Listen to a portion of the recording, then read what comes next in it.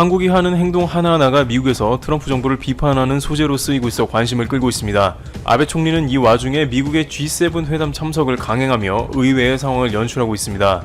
중국은 결국 홍콩 보안법을 강행했는데 미국은 중국의 아킬레스건을 노리는 준비를 하고 있습니다. 한국 등의 글로벌 대기업 사례를 보면서 중국에 끼칠 막대한 경제적 영향력을 저울질하는 것으로 보입니다. 첫 번째, 한국의 행동 하나하나가 미국의 정치 분쟁. 미국은 한국이 최근 확진자가 급증하는 국면이 나오면서 이를 큰 이슈 기사로 보도하고 있습니다. CNN 등의 매체는 한국이 최근 물류센터를 비롯해서 지역사회의 감염이 급속하게 늘어나고 있다며 한국의 재확산이 우려가 되고 있다는 점을 부각합니다. 이런 기사가 미국에서 쏟아져 나오는 것에 대해서 일부 네티즌들은 불편한 심기를 표현하며 확진자가 수천에서 수만 명 매일 나오는 나라들이 반대로 한국의 확진자 증가를 걱정하는 모습은 어불성설이라는 반응을 보이기도 했는데 사실 이러한 보도는 미국 트럼프 정부를 향한 비판을 하기 위한 것입니다. 트럼프 행정부는 현재 미국의 경제 침체를 우려해서 다소 무리하게 각 주에 봉쇄를 풀고 있는 상황입니다. 이에 따라 언론에서는 방역을 잘하고 있는 한국도 이렇게 재확산이 일어나는데 미국은 더 큰 대가를 치러야 할 것이라는 경고성 보도이며 트럼프 행정부를 에둘러 비판하고 있는 것입니다. 한국이 방역 모범국이 되니 이를 표준으로 삼고 있는 각국의 모습이 계속해서 연출되고 있는 것입니다. 그러나 아베 총리는 한국을 제쳐두고 유럽 수뇌부들과 코로나 치료제 백신 개발 협력 화상회의를 진행합니다. 두 번째, 아베 총리 유럽과 백신 개발 논의. 아베 신조 일본 총리와 유럽연합 수뇌부는 코로나19 극복을 위해 협력하기로 의견을 모았다고 교도통신이 26일 보도했습니다. 보도에 따르면 아베 총리, 우르줄라 폰데어라이엔 EU 집행위원장, 샤를 미셸 EU 정상회의 상임의장은 이날 오후 열린 화상회의에서 코로나19 치료제 및 백신 개발을 위해 협력하기로 뜻을 모았습니다. 아베 총리는 화상회의에서 일본 EU가 긴밀하게 협력해 더욱 중요하고 큰 역할과 책임을 수행하고 싶다는 뜻을 밝히고 백신 특허권을 관리하는 특허권 그룹 구상에 관해 설명했습니다. 이에 대해 EU 측은 논의하고 싶다는 반응을 보였다고 일본 정부는 전했습니다. 최근 아베 내각은 한국과는 거리를 두면서 독자적인 방역 모범국으로 일본을 새롭게 관련국들에게 부각시키고 있습니다. 오는 6월부터 한국 서울에서 주최되는 온라인 국제회의 CAC 등에서 40여 개국이 참가해 현재 코로나 상황에 대한 대응 방안을 논의할 계획이지만 일본은 여기서 빠지는 모습을 보이고 있습니다. 이처럼 일본은 한국과는 방역에 관해서는 서로 협력을 하지 않는 모습을 보이며 나름대로의 행보를 이어갑니다. 그런데 아베 총리는 다소 무리하게 G7 회의에 가려고 합니다. 세 번째, 아베 총리 미국 G7 참석 강행 논란. 코로나19 상황이 낳은 각국의 경제 위기를 돌파하기 위해 G7 국가들이 미 대통령 별장인 캠프 데이비드에서 6월에 열릴 것으로 보입니다. 트럼프 대통령은 온라인 방식으로 추진되던 이번 G7 회의를 오프라인에서 하자고 뜻을 밝혔고 아베 총리는 이에 참석하겠다는 강한 의지를 표현했습니다. 작년 아베 총리는 G7 회의에 참석해서 한국에 대해서 국가 간 약속을 지키라며 이례적으로 긴 시간을 할애하며 느닷없는 G7상의 한국 때리기를 시행한 바 있습니다. 그런데 이번에는 방역 모범국의 일원으로 참석하는데 한 가지 일본 내에서 딜레마가 있다고 전해집니다. 일본 정부는 코로나19 유입 억제 대책으로 미국 등 111개국에서 들어오는 자국민에게 입국 직후 PCR 검사를 받도록 한 뒤 음성 판정이 나와도 자택이나 호텔 등 지정된 장소에서 2주간 대기 방식의 격리 생활을 사실상 강제하는 조치를 6월까지 연장했습니다. 이 때문에 아베 총리가 미국을 방문하고 돌아오면 이 문제에 어떻게 대응할지가 관심사로 떠올라 있습니다. NHK는 총리만 특례를 인정해서는 안 된다는 지적에 따라 아베 총리도 귀국 후 2주간 대기 원칙을 적용한다는 것이 일본 정부 방침이라며 대기 장소를 관저에 인접한 공간 내 집무실로 지정하는 방안이 고려되고 있다고 전했습니다. 격리 생활을 하는 경우 아베 총리의 대외 활동은 상당히 제약을 받을 것으로 예상됩니다. 최근 지지율이 2012년 12월 재집권 이후 가장 낮은 수준으로 떨어져 궁지에 몰린 아베 총리로서는 격리 생활이 정치적 불확실성을 확대하는 요소가 될 가능성도 있습니다. 일각에서는 일본 상황도 좋지 않은데 굳이 G7에 참여하는 모양새는 흐름상, 여론상으로도 바람직하지 않으며 일본 방역 성과가 모범적이라며 이를 드러내려고 미국까지 가는 게 아니냐는 의견도 나오고 있습니다. 그러나 일본은 최근 중국을 배척하며 온전하게 미국 라인으로 들어간 이상 아베 총리도 트럼프를 접견하고 미일 관계를 더욱 공고히 하고 싶었을 것이라는 의견도 전했습니다. 팬데믹 사태가 아니었다면 4월경에는 중국의 시진핑 국가주석이 일본을 방문하기로 되어 있었으나 코로나19로 전격 취소되었고 이 과정에서 일본은 이제 코로나는 중국에서 시작되었고 중국 책임이라는 주장을 펼치며 중국과 본격적인 신경전에 들어간 상황입니다. 왜냐하면 미국이 꺼내는 카드를 보면 일본도 어쩔 수 없이 미국 편에 서야 하기 때문입니다. 네 번째, 미국, 중국의 엄청난 경제 때리기 시작. 중국이 28일 홍콩 보안법 법제화를 끝내 강행하고 미국은 강력 제재를 예고하면서 중국 경제에 이전에는 경험하지 못한 엄청난 충격파가 닥칠 수 있다는 관측이 고개를 듭니다. 가뜩이나 중국 경제는 미중 무역 전쟁에 이은 코로나19 사태가 몰고 온 충격에 흔들리고 있었기에 향후 중국 경제를 둘러싼 불확실성은 한층 커지게 됐습니다. 미국 등 서방 제재가 중국 경제에 큰 충격을 가하면서 중국의 경제 성장률은 1990년 3.8%로 주저앉은 바 있습니다. 고도로 자유화된 시장 환경을 갖춘 홍콩은 특히 금융과 무역 분야를 중심으로 중국과 세계 경제를 잇는 핵심 관문의 역할을 해왔습니다. 홍콩 주식, 채권 시장을 통해 중국은 외국 자본을 대거 끌어들입니다. 또한 홍콩 증시에는 알리바바, 텐센트, 샤오미 같은 중국 굴지의 기술 기업부터 다양한 업종의 회사들이 상장해 있습니다. 최종적으로 중국으로 흘러가는 외국인 직접 투자 중 복잡한 금융공학을 거쳐 상당 부분은 홍콩을 거쳐갑니다. 중국의 대외 무역에서도 홍콩은 중요한 역할을 합니다. 우리나라를 비롯한 세계의 많은 기업이 달러 거래의 편의성, 세제 혜택, 규제 위험 회피 등의 다양한 이유로 홍콩을 거쳐 중국에 상품을 수출합니다. 한국무역협회에 따르면 작년 홍콩은 금액 기준으로 중국, 미국, 베트남 다음으로 한국의 네 번째 수출 대상 지역이었습니다. 하지만 실제로는 한국의 주력 수출품인 메모리 반도체와 화장품을 포함한 상당수 제품의 최종 종착지는 중국 본토에 있는 기업들입니다. 비슷한 이유로 중국 기업들도 홍콩을 거쳐 미국 등 세계 각지에 상품을 수출합니다. 특히 무역전쟁 와중에 미국의 대중 고율 관세가 부과되면서 홍콩은 무거운 관세를 회피하기 위한 중국 기업들의 우회로로 활용되기도 했습니다. 결국 이것은 수많은 기업들이 탈중국하게 되는 결과를 낳을 수밖에 없다는 전망이 나옵니다. 다섯 번째, 미국, 중국 내 한국 등 글로벌 기업들 참조한 듯 중국 당국은 홍콩의 중요성을 줄이기 위해서 GDP를 3%대로 낮추는 데는 성공을 했지만 홍콩 사태로 홍콩에서 외국 자본이 빠져나가게 되면 결과적으로 중국 내의 경제에 큰 영향을 끼치게 됩니다. 특히 중국 내 입점해 있는 수많은 외국 기업들은 홍콩과 중국의 베이스를 적절하게 활용하며 투자해왔는데 여러가지 우회 통로가 있던 홍콩이 막혀버린다면 중국 내부에서 외자가 빠져나갈 가능성이 커지는 겁니다. 이는 중국 정부가 사실상 가장 두려워하는 요소 중 하나인 외국 자본의 탈출인데 중국의 지방정부는 자신들의 부채가 너무 많고 노동 고용 문제가 해결될 기미가 안 보이자 외국 기업들을 최대한으로 유치하고 있는 모습입니다. 그 한 예는 LG 디스플레이의 광저우 올레드 공장입니다. 광저우는 LG 디스플레이의 입점을 위해서 부지 임대를 비롯해 세금 등 최대한의 혜택을 보장했습니다. 지난 2011년 삼성이 반도체 공장을 짓겠다고 신청서를 내자마자 중국의 선전, 텐진 등도 적극적으로 나서는 모습을 보이면서 외국 자본 유입을 강력하게 원했습니다. 이는 지금도 마찬가지이며 중국 정부는 외국 기업이 빠져나가지 못하도록 다양한 혜택을 제공합니다. 외국 자본 탈출은 중국 지방정부의 각종 후유증을 낳기 때문에 필사적으로 붙들려고 하는 것입니다. 실제 중국 시장 부진으로 텐진의 삼성 스마트폰 공장이 문을 닫자 텐진의 지역 경제는 피폐화되는 문제가 나왔습니다.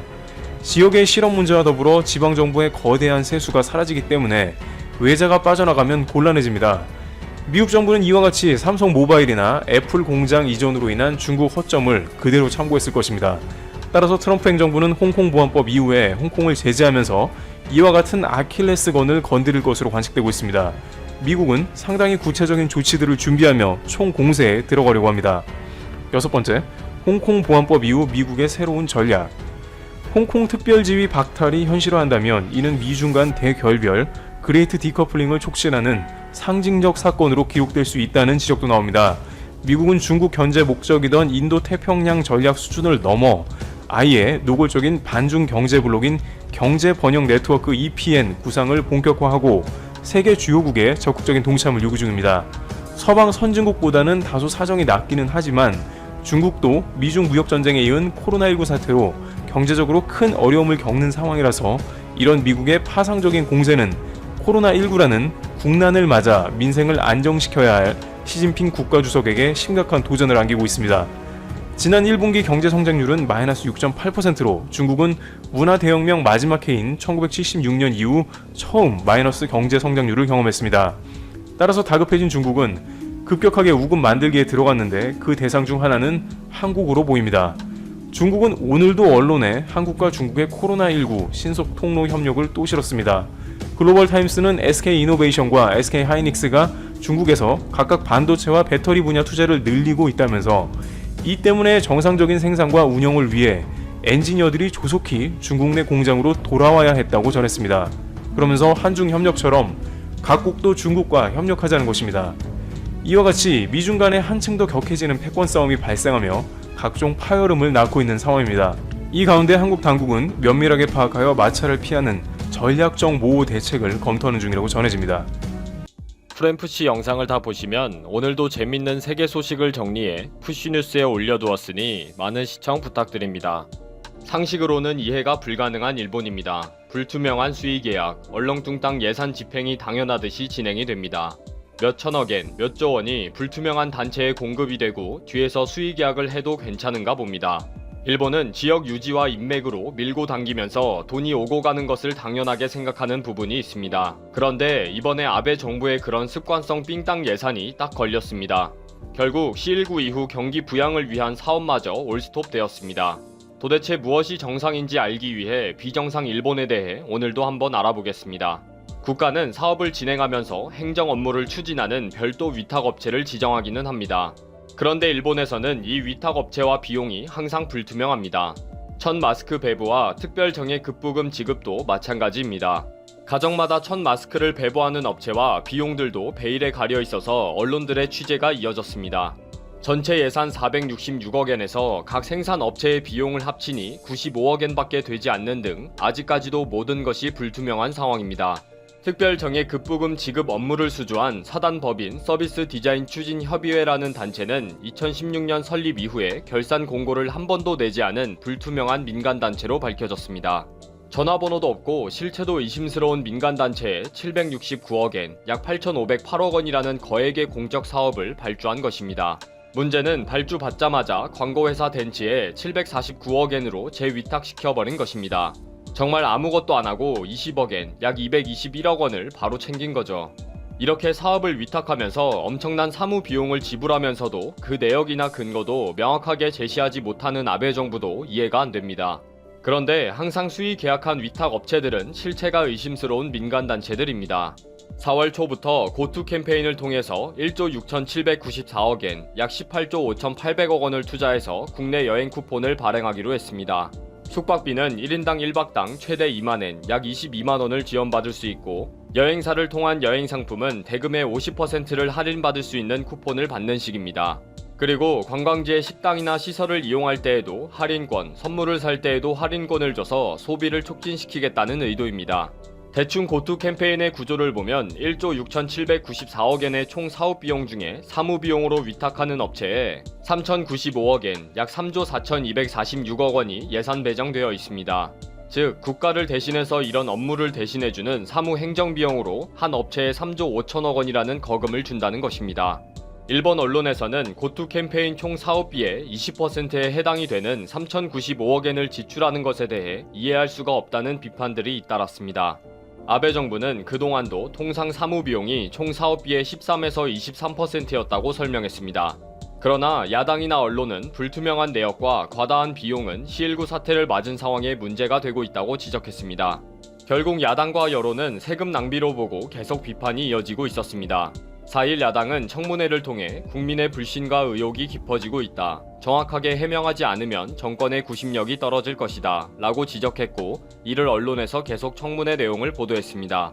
그제서야 아베 정부는 사무 경비는 최대한 효율적으로 사용하고 예산을 남겨서 쿠폰 제작 비용으로 사용하겠다. 라고 이해를 구했지만 도리어 야당으로부터 비판은 커져갔습니다. 야당은 특별정예 급부금 사무 위탁 업체에 대한 의혹도 있는데 이렇게 또 문제를 일으키는지 이해가 안 된다고 비난했습니다. 이 일에는 쿠폰 제작 비용과 상담 콜센터 운영비가 포함되어 있다. 위탁 비용은 업무 수행에 꼭 필요한 금액이다. 라고 해명을 하기도 했지만 여론은 계속 악화되어 갔습니다. 결국 5일 아베 정부는 관광 수요 환기 사업 고투 캠페인의 사무국 위탁처의 공모를 일단 중지한다고 발표했습니다. 당초에는 8일에 모집을 마감하고 7월부터 캠페인을 시작할 예정이었지만 당분간 물 건너가게 된 것입니다. 지역 경제를 V자 회복시키겠다는 원래 계획에 빨간불이 켜진 것입니다. 이제 아베 정부는 그동안 비난을 받아온 이상한 업체에 몰아주기와 비정상적인 사무 비용을 피하기 위해 각각의 업무별로 발주를 주고 계약 금액을 낮추기로 했습니다. 5일 국무회의를 마치고 나온 아카바네 가지요시 국토교통상은 사무 위탁 비용이 높다는 인식을 가진 사람들이 많다. 정부는 책임을 완수하기 위해 낭비를 없애고 적정 위탁 비용을 세워나가겠다 라고 말했습니다. 일본의 관광산업은 C19로 인해 가장 큰 타격을 입었습니다. 도쿄올림픽만을 바라보고 있던 업체들도 투자한 돈도 다 날렸고요. 많은 업체들이 도산과 파산을 하였으며 많은 관광 인프라가 망가진 상황입니다. 올림픽을 바라보고 구입한 몇만 대의 관광버스는 헐값에 팔아야 하는 상황인데 이러지도 저러지도 못하고 있다고 합니다. 이미 한일 갈등으로 어려워진 관광업계가 오로지 올림픽에 희망을 가지고 있었는데 올림픽은커녕 C19 사태까지 맞았기 때문에 완전히 회복 불능이 되어버린 것입니다. 이런 관광업계를 돕는다고 하면서 또 건수 하나 잡았다 라는 마음으로 불투명한 위탁업체를 끼워 넣으니 이런 꼴이 난 것입니다. 그동안 워낙 불투명하게 일을 추진하다 보니 습관성이 되었는지 정당한 비판에도 변명과 횡설수설 그리고 얼렁뚱땅 시간 보내기로 넘어가려고 한 것 같습니다. 그런데 계속되는 비리 추궁에 아베 정부는 일단 사업을 중지하기로 한 것입니다. 이번 기회에 살아보겠다고 기대를 한 일본 관광업계와 지역들만 황당하게 된 거죠. 돈을 뿌리는 것도 좋고 중간에 적당히 삥땅하는 것도 좋은데 좀 눈치껏 해야 하지 않을까요? 이렇게 어설프고 노골적이어서 되겠습니까? 아베 정부가 습관성 삥땅이 되다 보니 긴장이 풀렸나 봅니다. 말년에는 떨어지는 낙엽도 조심해야 하는데